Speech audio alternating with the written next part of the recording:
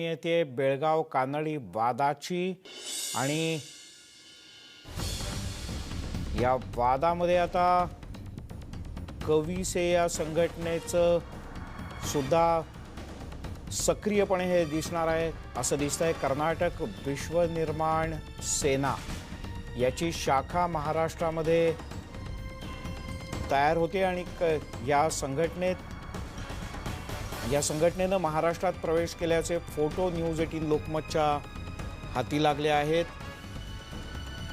कर्नाटक विश्वनिर्माण सेनेची महाराष्ट्रात शाखा। संदीप राजगोळकर आपले प्रतिनिधी आपल्यासोबत आहेत। संदीप, मिलिंद, खरं तर कन्नड रक्षण वेदिका, त्याचबरोबर कन्नड नवनिर्माण सेना, त्याचबरोबर श्रीराम सेना अशा अनेक संघटना कर्नाटक राज्यामध्ये कार्यरत आहेत। मात्र कर्नाटक विश्वनिर्माण सेना ही देखील संघटना कार्यरत आहे आणि आपण स्क्रीनच्या डाव्या बाजूला जे फोटो आणि जो मॅटर बघतो तो जरी कन्नड भाषेत असला तर त्यामध्ये असं लिहिलेलं आहे की सगळ्यात वरती जे हेडिंग आहे ते कर्नाटक विश्वनिर्माण सेना त्यांच्या संघटनेचं नाव आहे आणि महाराष्ट्रामध्ये पदार्पण अशा निळ्या रंगाच्या अक्षर दिसत आहेत। त्यामध्ये असं म्हटलंय की महाराष्ट्रामध्ये पदार्पण आपण बघतोय हे 4 वेगवेगळ्या ठिकाणावरचे फोटो आहेत।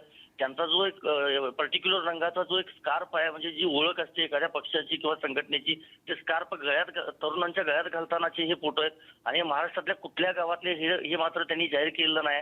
मात्र हा फोटो सध्या न्यूज 18 लोकमतच्या हाती लागलेला आहे। त्यामुळे महाराष्ट्रातल्या कुठल्या गावामध्ये नेमकं या संघटनेची स्थापना केली गेली हे खरं तर शोधणं महत्वाचं आहे।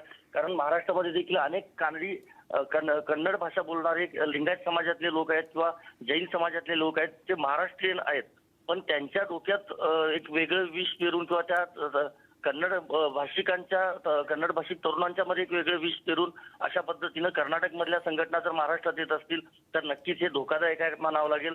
आणि महाराष्ट्र एकीकरण समिती ज्या पद्धतीने विरोध करते तसं महाराष्ट्रातल्या तरुणांनी किंवा महाराष्ट्रातल्या सामाजिक संघटनांनी, राजकीय पक्षांनी याला तीव्र विरोध करणं गरजेचं आहे।